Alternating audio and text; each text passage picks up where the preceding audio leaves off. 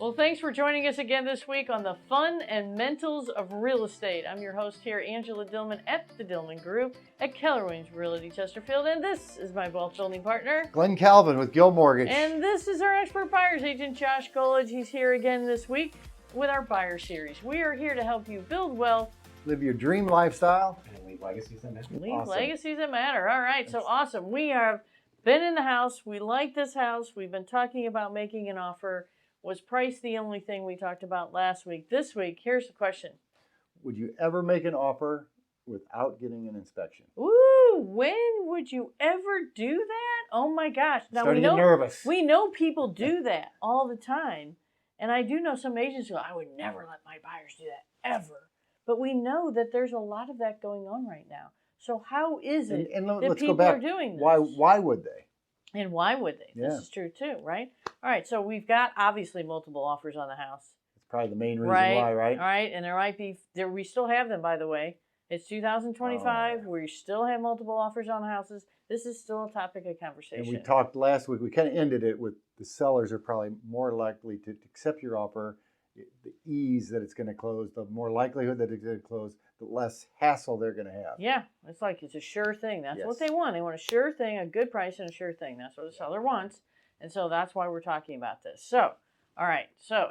Yeah, and I think it just does come down to, again, when we're walking through the terms, right? Because that's what we did on our last podcast was inspections was the big one. And honestly, I have used no inspections before with, there's not multiple offers because you can still get really good prices on the home. So, all right, well, let's set the scenario first. So you're in a house. Yeah. It's a 20-year-old house. We have a seller's disclosure. We know that we've got some system updates on here, right? And you're like, you've walked the house, right? And you're like, wow, there's nothing major. You can tell it's pristine. Yeah. You can tell it's very well cared for, right? You can tell nothing's shifting. You can see the basement walls maybe even, or a lot of them. You can walk around the outside. Like, you're like, oh my gosh, this house is pristine. Okay, in a situation like that, if and you're going to start to have this conversation with the buyers, what's the first question that you ask them? Yeah, so again, I give them their three options, which we talked about. And obviously the option we're talking about today is no inspections. And so sometimes buyers are really receptive of that. And they're like, yeah, okay. And sometimes you can tell, that makes them pretty nervous. Sure. They don't do this sometimes every 20 years. Right. So it's been a long, long time since they bought a home, and that can make them a little nervous. So then it's just a matter of, what, and some will just say, oh, I'd never do that. Right, sure. Your option. These are just options. How much does the seller's disclosure play in that? Because what all does this, I'll back up a little, what all does the seller have to disclose? Yeah, so again, it's, when we're talking about this scenario and would you waive your inspections, absolutely. I ideally, for a scenario like we just ran, is I love to see the person that's lived there for 20 years, and that disclosure is so filled out, every box that they'll talk about a leaky toilet that they fixed 20 years ago. Right. That most people would never put on the disclosure. So I know that there is no hiding anything in that disclosure. They've gone above and beyond filling out the disclosure. And again, on a 20-year-old home, let's just say the HVAC is brand new.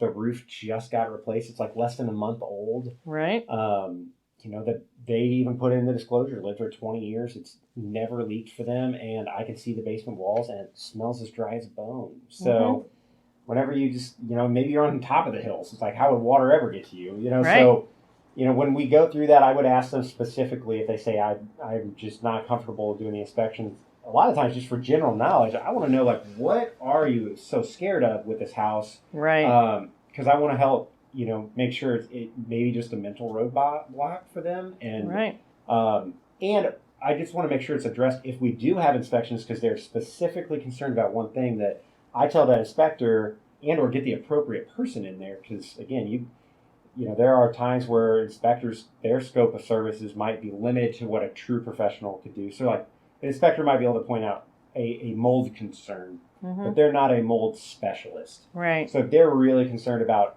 mold, for example, obviously that'd be a little different in this scenario, but I want to make sure I get the right person in there. Right. So there's also the option, if you're only concerned about one thing, well, I'm just concerned about structural, that's it. Well, what if we limit it to just structural? Or again, you can see this is a pristine home. Your seller's disclosure is great. It's obvious that there's nothing major going on here. So how do you help them exactly overcome? So you ask them what their important concern, what are the major concerns that usually come up? Yeah, so again, when we're talking about inspections and doing no inspections, I'm typically using that to either one, just get the house, right, or get a much better price on the home. Sure. So in this scenario, let's just say waiving inspections completely, I could save you $10,000 in the home. Mm-hmm. So instead of a $400,000 offer, I could get you the house for $390 if you waived inspections. So when I run that scenario to them, really it's just a matter of, because they've got the cash, and that's not the scenario here. Obviously, different scenario there, but it's, hey, would you run the risk of no inspections, knowing that even if something came up, it's going to be less than 10 grand? Well, let's go get the money now. Like, let's go save you 10 grand. Even if you still want to have an inspection, have it the day after you close. Right. You can still have an inspector through the house. So we're using this specifically to get a lower price on the home or get picked. Like, Josh, this is my dream home, and I am going to be crushed if I don't get this. I will do anything. Well, obviously, we're having this conversation. Right, and usually these are people who are financially better off, right? So if you I've got have cash. 3.5% down, I Right. scraped it up, the sellers are paying the closing costs. Yeah, it's going to be doing it. hard to do it in that scenario. Makes But sense. if you're someone who's got 20% down and then some sitting in the bank, and your biggest concern is the HVAC, well, good night. I can have an HVAC put in for under $10,000. So, or get a home warranty. And again, the price point does matter. I mean, again, these first-time homebuyer price points can be almost as competitive as the high-end price points because mom and dad are behind them. So I have a first-time homebuyer couple, and dad's a really good contractor. They're not scared about inspections because mom and dad want to see him get the house. And they can fix almost anything. They can fix almost anything. Right? And right. I ran the scenario with Glenn just a second ago and this is one of those stories like, Josh, it's my dream home. I got to have it. This is a real scenario we sold a couple of years ago. Was this house on acreage was pristine, and and it's what they wanted. And we were talking about waiving inspections, and they were so concerned only with the septic system. Okay. Well, that can be expensive. Yeah. Like, it's expensive. What happens if the septic's not broken? And I kind of joked with them and ran them down the scenario. I said, guys, imagine this house right now had no septic system whatsoever. Like, it is a pipe from the plumbing dumping in the backyard. Right. And you knew it's going to cost 20 grand to put in a new septic system. Would you still buy the home? They're like, without even blinking, because again, they were financially there. Like, yeah, I wouldn't lose the house over that. It's like, okay, so what are you really scared of? And as soon as I said that, they're like, they actually told me nothing. They're like, I'm going to buy it and I'm going to fix it. So because I do have the money to do it. Right. I'm like, and I could tell them, I assured them, like, I saw the riser tanks and I could see the septic disclosure. Like, I could assure them that there's some sort of field out there, so they're better than nothing to begin with. So I'm like, even if it needed to be replaced, or so you're basically taking this to the worst case scenario. Do you have the money to cover your concerns if the worst case scenario were true? And it's like, yes. So again, another risk versus reward. Yeah, so another one is sewer lateral. So a lot of people have that cambered from the house all the way out to the sewer main because that's what you're responsible for.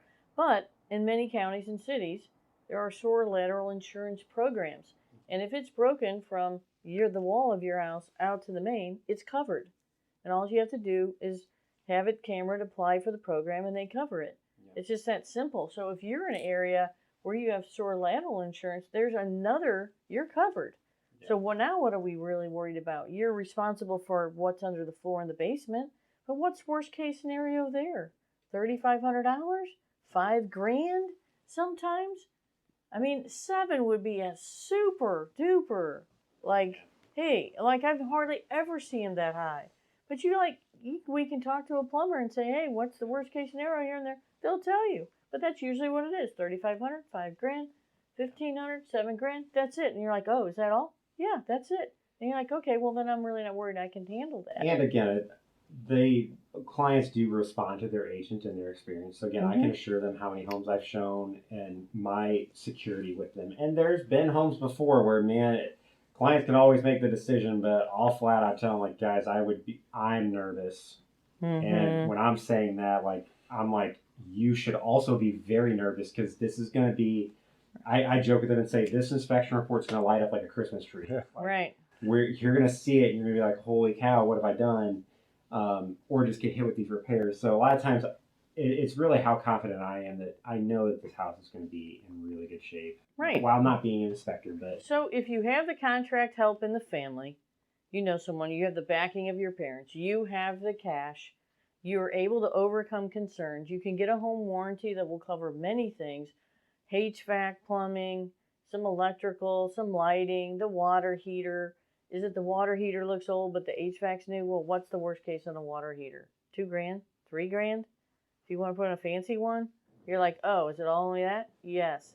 Right? So there are times when this makes total sense for your situation, your cash position, your ability to make repairs, and what's already been upgraded in the home.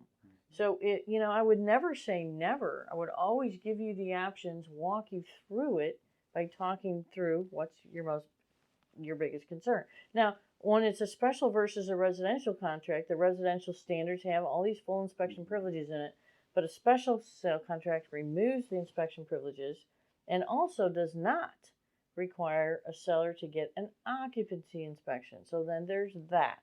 Yeah, so that's the big one. Again, each city and municipality has their own sets of rules. So like Baldwin will be different than Maryland Heights or the city of O'Fallon. They have their own sets of code inspections. So what's code in Baldwin might not be code in Maryland Heights. And there's areas like Wildwood, they don't have an occupancy inspection. Maybe a fire. Maybe the fire department does, but the city doesn't have one at all. And so inspectors, you're like, well, like a normal building inspector, they don't keep up with the codes of all these counties. Right. And no. So they're two separate things.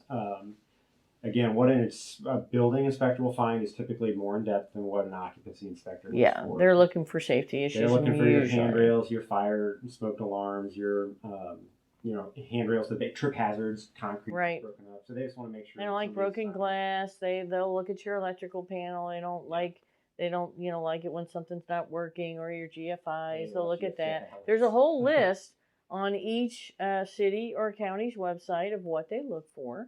And when you're talking about pride of ownership and you're talking about a house that's really pristine, the chances of them finding anything, if it is, it's probably going to be small. Smoke detectors. And sometimes, so like one of the changes that is pretty common, even on super well-kept homes, is they changed on water heaters and furnaces, galvanized versus aluminum metal. So at one point, aluminum was code and you saw it everywhere. Oh, yeah. Well, what are you talking about, $500? They changed to galvanized metal, but I'm just saying, so like when I walk through a home, I can show them like, hey, there's nothing. I mean, this has been here for 25 years since it was built. Right. If I have a county inspector through, they're probably going to flag it. So my takeaway would be, I do point out what they're going to flag, but again, it's never typically. For the right scenario, this could be doable for you, but I would be so thankful that I had somebody like Josh with me, because your experience, you're looking at the house, you're going to give me the advice on whether or not I need that inspection or not. And we're not going to push you. We're going to give you the options and help talk you through it, walk you through it. So helpful. To see if you can get comfortable. The last thing on an occupancy inspection is typically the biggest items that occupancy inspectors flag is something you really already know. Like the deck is in dire shape. Right. It's on the disclosures. It's got tape that says don't go on the deck. Right. It just looks like it's on its last board. And or the garage, the detached garage, and the garage is leaning. I mean, we know that. My buyers they're already going to go in and replace the garage. So while the occupancy inspection, that might be a huge issue for them, it's not a surprise. I have not had an occupancy inspection flag a humongous surprise that we were unprepared for. So, I've bought investment property as is, because I've walked through it. I'm like, this lady took great care of this. I have a sore lateral thing. I can get a home warranty if I want. I know the panel probably needs to be replaced. I went in and replaced the panel. I had an inspection after I bought it. Sure enough, that's all I needed to do, replace the panel. I was good to go. There just wasn't anything there. So there are times we've had people buy houses that are practically falling down. They bought them as is because they had the wherewithal to make the upgrade. So when your cash position is good and you can wrap your head around it, this makes total sense not to miss opportunities. Heck yeah. So really again, opened my eyes. Your Grab the decision. savings- Grab the savings up front. Your decision. That's right. Okay. Wow. Till A lot of next stuff week. here. Give us a like. Hit follow or subscribe. Share it with somebody. We appreciate it. Thank you so much. We'll see you next week.